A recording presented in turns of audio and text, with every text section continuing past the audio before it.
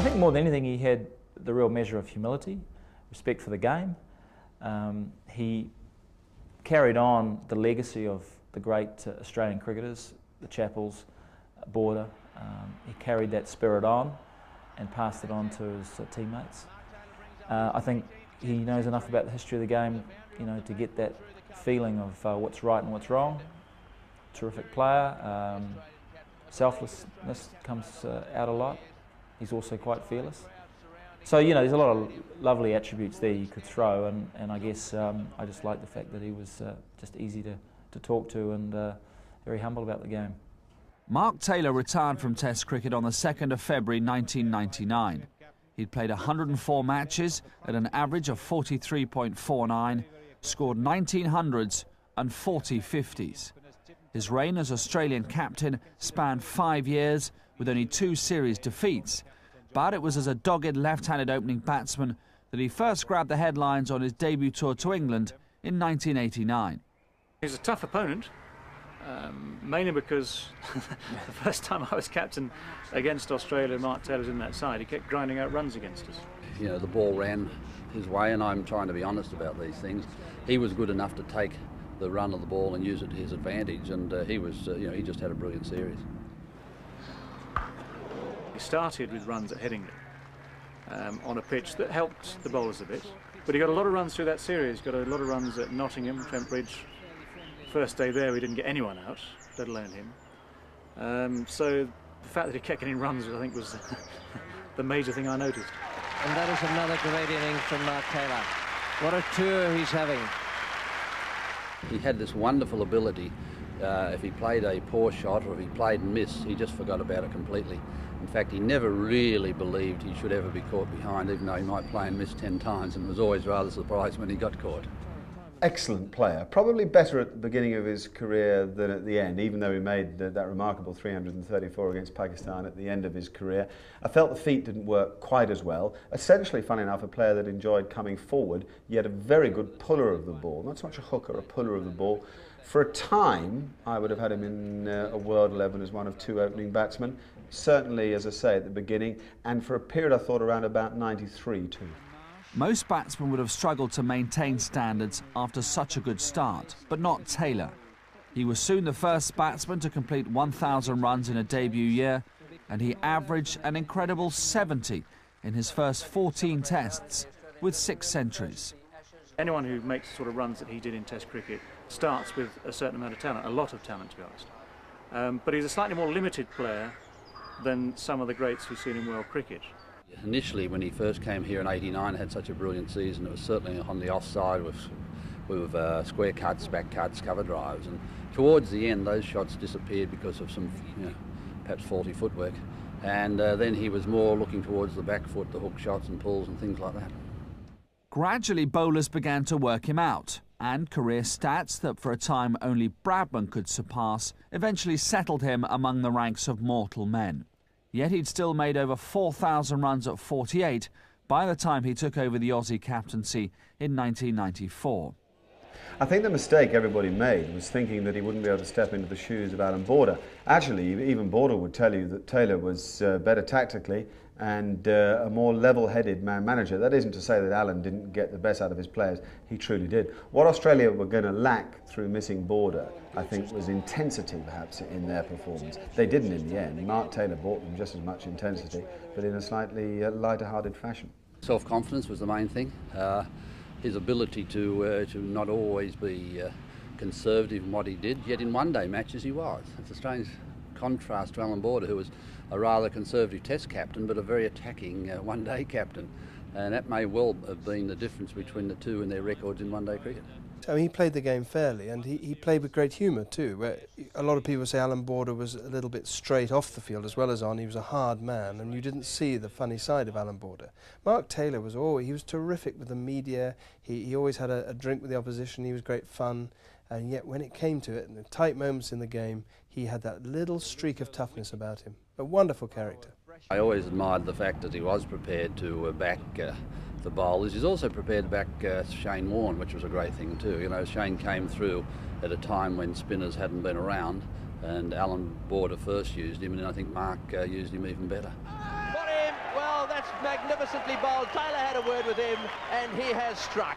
Taylor's greatest moment as captain came in 1995, when he beat the all-conquering West Indies in the Caribbean. And he's gone, and that's it, and it's been caught by Taylor. How appropriate is that? Oh, I think he was always prepared to make a move. He was always prepared to bring a new bowler on. He was a very good judge of the state of the game at the time, what bowler would suit the moment. He was fairly astute in his field placing, but all this, of course, is totally dependent on the bowler's ability to bowl the ball in the right spot. You know, man management skills, understanding, you know, how people work in different situations, how to motivate them. Some people might need a little bit of a smack round the bum, and some people might need to be cajoled and all those sorts of things to get the best out of them. So obviously he developed some wonderful skills in that area to help get the best out of players, and I think master tactician in today's game, and his record I think will speak for itself. Yet as his captaincy skills continued to flourish, his batting began to suffer. A run of 20 Test innings without a 50 provoked a resounding clamour for his head. As a batsman, clearly, I mean, he went through a bad spell. I mean, you name me a player that hasn't in his career, and I think to his absolute credit, he bit the bullet, dug deep, and soldiered on. He had two difficult times, actually, in his career where he really did run out of form, and the Australians backed him. You know, the selectors backed him. They could easily have got rid of him a couple of times, but they knew the quality of the man. Yet it was the quality of his batting that was under severe scrutiny as the Ashes series got underway at Edgbaston.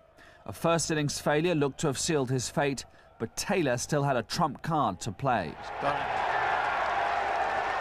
100 for Mark Taylor. There's a lot of things I admire over the years in Test match cricket, and a lot of things I've enjoyed. But that is one of the best. I think that 100 at Edgbaston for Mark Taylor was critical, absolutely critical. He was under immense pressure. Lots of Australian former captains were saying that he shouldn't be in the side at all, let alone be captain. And he needed runs. The side, of course, were in deep trouble. They lost the game, but the personal 100 for Mark Taylor was absolutely vital. Suddenly, the situation brought the best out of him, because most people would crumble. He came out, fought, battled, got his 100, smiled, as he always did, said thank you very much, and carried on a career. Although he never really recovered his best form, Taylor had survived. Further hundreds followed against New Zealand and South Africa before the Pakistan attack felt the full force of his blade. Why wouldn't he? And now he shows an emotion that he hadn't showed before. The Australian skipper brings up 300 in a Test match. What a moment. And he will accept the genuine congratulations of a number of the Pakistan players. I don't know whether he was a pretty player to watch, but nor was Border. But obviously very effective. I think he played within his limitations, you know, quite nicely. But I guess he'll always be remembered for that innings of 334, equal with Bradman, and the fact that he could have gone on the next day and perhaps, or certainly beaten Bradman's record, and then gone on to beat even Brian Lara's. In many ways, it was almost his final shot, wasn't it? And that was a great way to go out on. I think at that stage he was thinking seriously and worried about his batting. The 334 was a huge relief to him. What are you going to do, Mark? You're on the same score as Don Bradman. You're 42 behind the world record. What's Mark Taylor thinking of doing from an Australian viewpoint? I'm thinking probably about declaring, actually, overnight, to be honest. I still haven't made up my mind 100%, but I think that's the best way we can win the game. I think I'm delighted to finish on the same score as Sir Donald. I think it's probably the only time in my career I'll get compared to him. That selfless declaration confirmed his place in the nation's hearts. And 3 months later, having successfully retained the Ashes, Taylor decided to call it a day. However, one further record had come his way in the meantime. Never in the history of the game can there have been a better slip fielder. The world record. He's a superb catcher, and getting congratulated there by his colleagues, proudly wearing that baggy green. Woo-hoo! Woo-hoo! Woo-hoo! Woo-hoo! I got my head shaved by a jumbo jet. It wasn't easy, but nothing is. No. Woo-hoo!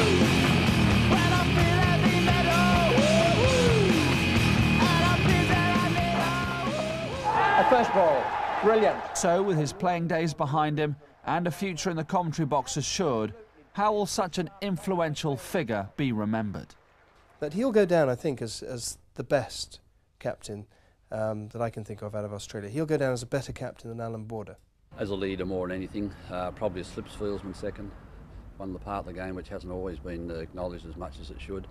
And probably thirdly as a batsman, but as a leader of the team and the success he had with the Australian cricket team.